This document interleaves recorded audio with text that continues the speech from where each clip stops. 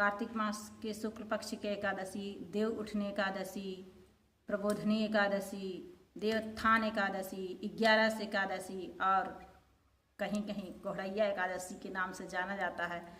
तो ये एकादशी कार्तिक मास के शुक्ल पक्ष की एकादशी के रूप में मनाया जाता है।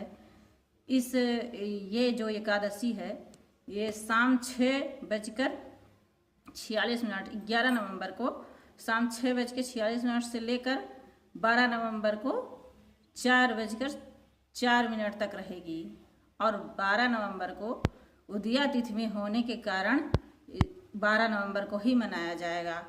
तो आपको हम पुनः बता दें कि ये एकादशी, प्रबोधनी एकादशी, देवउठनी एकादशी 12 नवंबर को मनाया जाएगा, जिसका पारण 13 नवंबर को सुबह 6:42 बजे से 8:51 के बीच में किया जाएगा। तो मान्यता है कि भगवान विष्णु 4 महीना तक सोते हैं और जिस समय सोए रहते हैं उस समय मांगलिक कार्य वर्जित रहता है, कोई भी मांगलिक कार्य नहीं होता। और जब जागते हैं, इसी देवउठनी एकादशी में उठते हैं, जागते हैं, तब सभी मांगलिक कार्य संपन्न होता है। और देवउठनी एकादशी के दिन सुबह सूर्योदय से पहले स्नान आदि करके कर लेना चाहिए और फिर अपने व्रत का संकल्प लेना चाहिए और आंगन में मंडप बनाएं, गन्ने का मंडप बनाएं और मंडप बना करके उसके बीच में चौक पूर दें। चौक पूरने के बाद भगवान विष्णु के चरण चिन्ह बनाना चाहिए, चरण चिन्ह को ढक देना चाहिए किसी अन्य से और उसके ऊपर पीढ़ा रख दें। पीढ़ा के ऊपर पीत वस्त्र या लाल वस्त्र बिछा के फिर उसमें विष्णु भगवान की मूर्ति रख दें और फल फूल पर आते हैं। धर्म पुराण ग्रंथों से कहानियाँ लेके आती रहूँगी।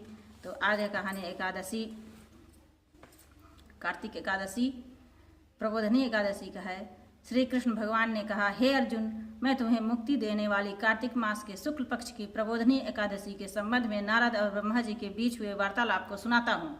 एक बार नारद जी ने ब्रह्मा जी से पूछा, हे पिता, प्रबोधनी एकादशी के व्रत का क्या फल होता है? आप कृपा करके मुझे यह सब विस्तार पूर्वक बताइए। ब्रह्मा जी बोले, हे पुत्र, जिस वस्तु का त्रिलोक में मिलना दुष्कर है वह वस्तु भी कार्तिक मास के शुक्ल पक्ष की प्रबोधनी एकादशी के व्रत से मिल जाती है। इस व्रत के प्रभाव से पूर्व जन्म के किए हुए अनेक बुरे कर्म क्षण भर में नष्ट हो जाते हैं। हे पुत्र, जो मनुष्य श्रद्धा पूर्वक इस दिन थोड़ा सा भी पुण्य करते हैं उनका वह पुण्य पर्वत के समान अटल हो जाता है। उनके पितृ विष्णु लोक में जाते हैं। ब्रह्म हत्या आदि महान पाप भी प्रबोधनी एकादशी के दिन व्रत करने से और रात्रि को जागरण करने से नष्ट हो जाते हैं। हे नारद, मनुष्य को भगवान की प्रसन्नता के लिए कार्तिक मास की इस एकादशी का व्रत अवश्य करना चाहिए। जो मनुष्य इस एकादशी व्रत को करता है वह धनवान, योगी, तपस्वी और यशवान, कीर्तिवान, बलवान होता है, क्योंकि एकादशी भगवान विष्णु को अत्यंत प्रिय है। इस एकादशी के दिन जो मनुष्य भगवान की प्राप्ति के लिए दान, तप, होम, यज्ञ, पूजा आदि करता है उन्हें अच्छे पुण्य प्राप्त मिलता है। इसलिए हे नारद, तुमको भी विधि पूर्वक विष्णु भगवान की पूजा करनी चाहिए। इस एकादशी के दिन मनुष्य को ब्रह्म मुहूर्त में उठकर व्रत का संकल्प लेना चाहिए और पूजा करनी चाहिए। रात्रि के भगवान को जागरण करके उनके समीप बैठ करके नृत्य, कथा, कीर्तन करते हुए रात्रि व्यतीत करना चाहिए। प्रबोधनी एकादशी के दिन पुष्प, अगर, धूप आदि से भगवान की आराधना करनी चाहिए, भगवान को अर्घ्य देना चाहिए। इसका फल तीर्थ और दान आदि से करोड़ों गुना अधिक होता है। जो गुलाब के पुष्प से, बकुल और अशोक के पुष्प फूलों से, सफ़ेद और लाल कनेर के फूलों से, दुर्वा दल से, समीपत्र से, चंपक पुष्प से भगवान विष्णु की पूजा करते हैं, वे आवागमन के चक्र से छूट जाते हैं। इस प्रकार रात्रि में भगवान की पूजा करके प्रातःकाल स्नान के पश्चात भगवान की प्रार्थना करते हुए गुरु की पूजा करनी चाहिए और सदाचारी व पवित्र ब्राह्मणों को दक्षिणा देकर अपने व्रत को छोड़ना चाहिए।